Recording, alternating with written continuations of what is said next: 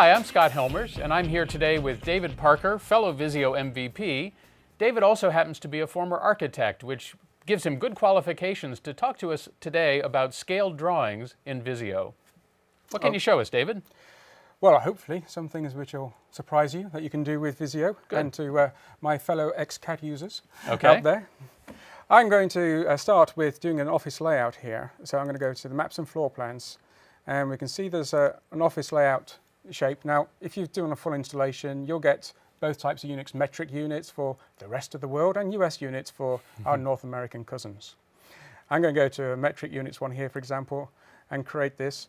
And Visio has actually created me a scaled page to begin with. Okay. Okay. And over on the left-hand side here, we can see the templates, or the stencils rather, that come with this particular template. And one of those shapes over there is this room shape. Okay. If I drag this room shape out, we can probably see that it has got some dimensions. So I can actually, Visio actually tells me how big the room is. Yeah, in this particular case, Okay. I have to zoom in a little bit on this one. It says it's 2500 millimeters high, for example. Okay. And if I was to stretch the shape, it would be like this. Okay. Okay. I've got this room here. Width is, as you can see, 4600 meters. Actually, maybe it needs another 3 feet on the end of it. I can just type in plus 3 feet, and we get an extra 3 feet. Interesting. Okay. All right. So I can use both units. It doesn't really matter. Okay. And I can choose which unit I'm going to display in. Okay. Good. Now I need a little bit more room for my room on here. So I'm going to just change my page size here a little bit. And I'm going to go from an A4 up to an A3. And here we have the room that I'm doing. Of course, I could go in and set the dimensions as I want, but Sure. That's a good start. well, it's a start. It's probably one of my best designs so far, actually. Right, so let's take, for example, an internal wall. Notice when I bring out the wall shape here, and I go close to the edge of the external wall, Little red square lights little up. red square, it's gluing to it. Okay. Right? Glued to the geometry. Now I could go and drag this end here. You can see Visio is telling me how long this wall is.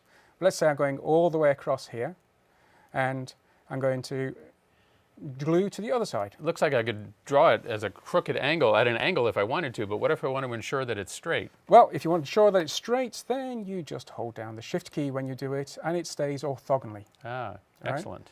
There you go, because most buildings are orthogonal. Not all of them. Well, the architect intends them to be orthogonal, but they never end up that way. What if I want to add doors and windows? Glad you asked that. We've got to get into this little building that we're doing here, so we'll just take a double door, for example. And notice how it is connected to the... It glues onto the wall as well. It glues onto the wall, and they've got doors that open, look. So we look can at show that. display of the doors.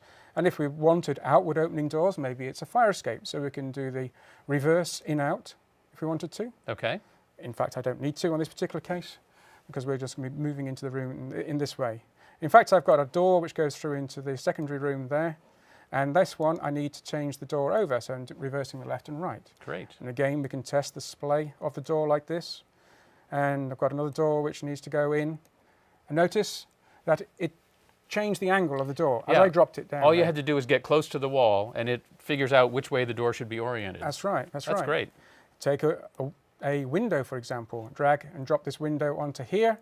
Okay, well, that's maybe a bit small for this room, so I can, if I wanted to, I can just stretch it. Okay.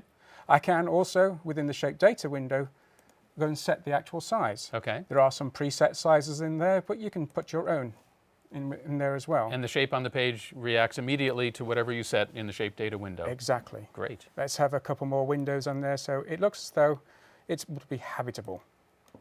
All right, we've got a window there, and we've got a window there, and there you go. Those windows, those doors, that's all I need. Great. My little shed. But what if I want to ensure that the window is a certain distance from the corner of the room? How do can Visio do that for me, or do I have to move it and measure it? Oh no, we can do that for you.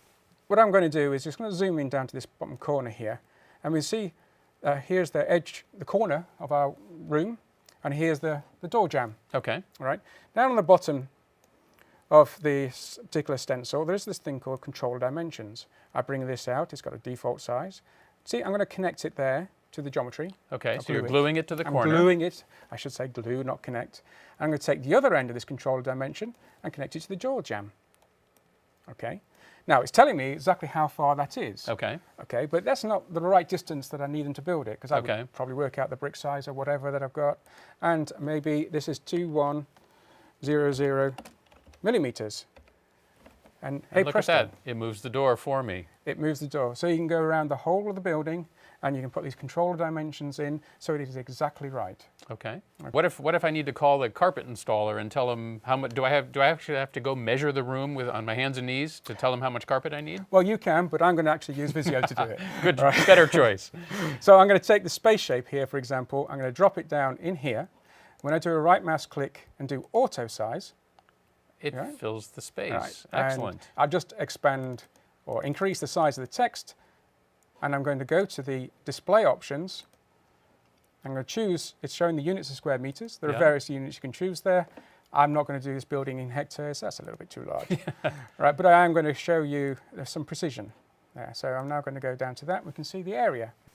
I can send those details off to the carpet fitter or the ceiling tile manufacturer, and we're off. That's great. Now, in many buildings, there are columns that are support structural elements. What if I have a column in this building? How do I accommodate that? Okay, right, let's take something like this. I'm going to pull out a pilaster, which may be against the wall. It may be, as you say, freestanding as a column, which we've had to accommodate. Okay. And that could be various sizes, whatever Okay. I want it to be.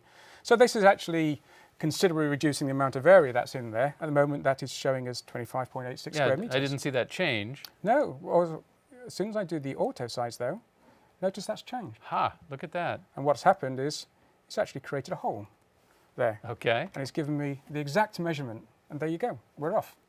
that's really excellent. Well, David, thank you very much. This is great insight for Visio users who want to create scaled drawings and take advantage of letting Visio tell you how big things are, how much carpet you need, whatever the case might be. So thank you very much, David. We appreciate your help. Thank you, Scott.